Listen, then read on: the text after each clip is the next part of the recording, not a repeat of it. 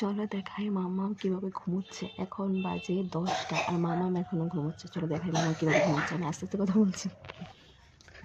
গোপালও এখানে ঘুমাচ্ছে। গোপালও ঘুমায় আর আমার ঘুমা।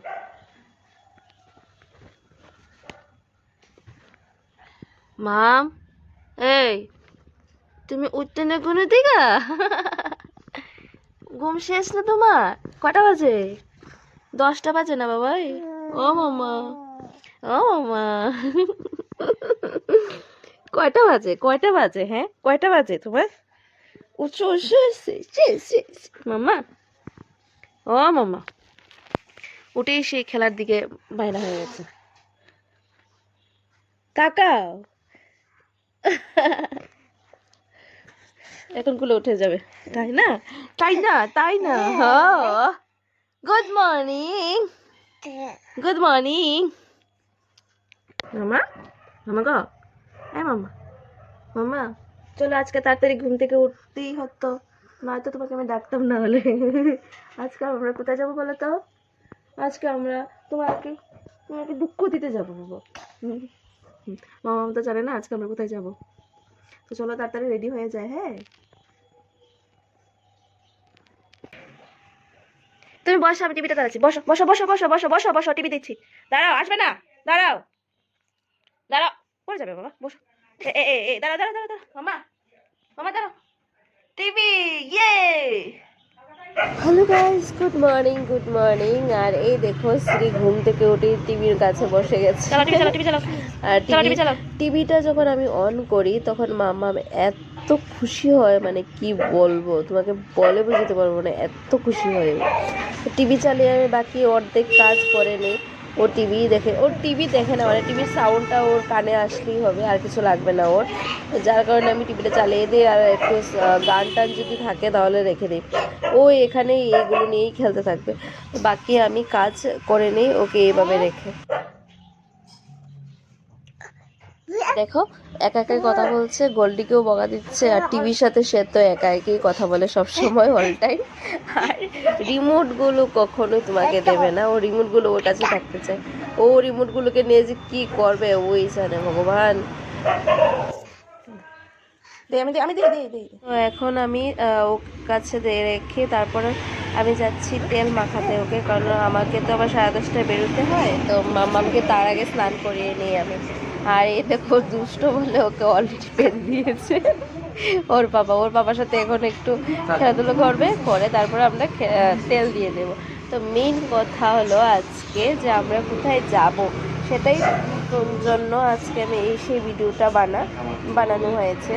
তো বলছি দাঁড়াও, আগে ওকে তেলটা মাখিয়ে নিই, তারপর তোমাদের সাথে কথা বলছি। তেল মাখাতে মাখাতে ওর আবার ঢং করতে হয় ওর সাথে, কারণ ও তেল মাখতে চায় না একদম, মানে ওকে তুমি টাচ করো ও সেটা চায় না। ও একা একই থাকবে, একা একা ওর ভীষণ পছন্দ। তো আমি আর কি করি, একদিন বাদে বাদে ওকে দিই। আর এখন তো ঠান্ডার কারণে ওকে তো তেল ডেলি মাখতে হয়, যার কারণে ওর ভীষণ বিরক্তিকর। তারপরে চলো স্নানটা করে শেষ হয়ে গেছে। আর এখন ওকে দেখো আমি সুজি নিয়ে কতক্ষণ ধরে বসে আছে, ও খাবে না। ওই যখনই টিভিতে অ্যাডভার্টাইজ দেবে তখন ও খাবে। এত দুষ্ট হয়েছে না এখন, মানে কি বলবো, আর বলে বোঝাতে পারবো না। তো হ্যালো গাইস, তো আজকে আমরা যাব এক জায়গায়। আজকে যাব মানে আমরা মাম্মামের ভ্যাকসিন নিতে, কারণ মাম্মামের 9 তো অলরেডি কমপ্লিট হয়ে গেছে, 10ও কমপ্লিট হতে চলছে। তো যার কারণে আমরা যাচ্ছিলাম ভ্যাকসিনটা নেওয়ার জন্য। ওই 9 মাসের ভ্যাকসিনটা সেটা আর নেওয়া হয়নি, ঠান্ডার কারণে ওর সর্দিটা ছিল বলে আর নেওয়া হয়নি। তো তাই আজকে যাব আমরা।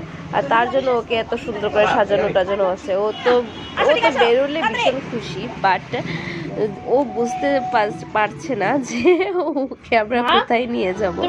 তো চলো দেখতে থাকো ভিডিওটা, সাথে থাকো। দেখেছো সব কাপড় টাপড় সব ফেলে রেখে দিয়েছে। মা কি করছো তুমি?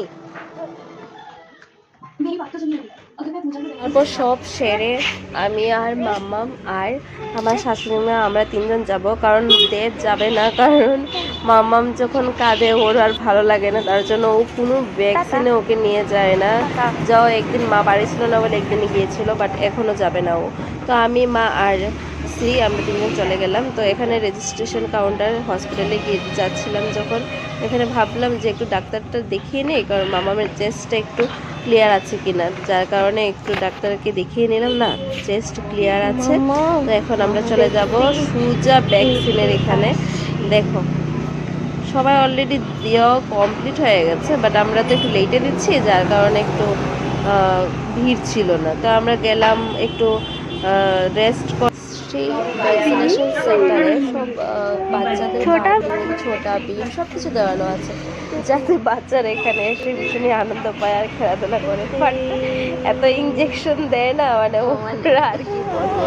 আর এই দেখো মামাম তো একদম বুঝতে পারছে না ওকে আমরা কোথায় নিয়ে আসলাম। ও তো ভীষণ খুশি। দেখো ও ছোট ছোট দুটো ইঁদুরের দাঁত উঠছে, সেই দাঁতগুলো দিয়ে ও হেসেই যাচ্ছে।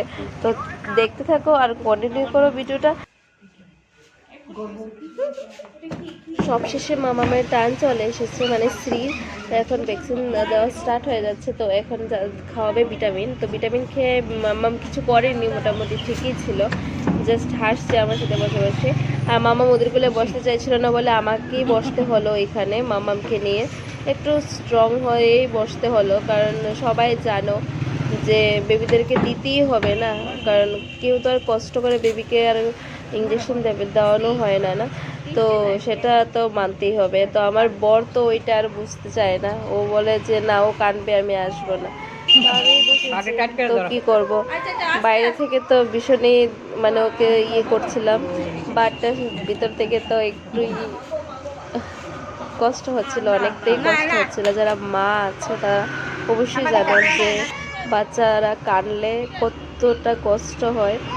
তো মামামকে দেখে এই অবস্থায় আমারও ভীষণ খারাপ লাগছিল, তবুও মামামকে আমি স্ট্রং বলে যাচ্ছি যে মামাম কিছুই করেনি। সত্যি মামাম অনেকটাই স্ট্রং হয়ে আছে এখন, যার কারণে ও শুধু কান্না করছে। মাম, মাম, মাম।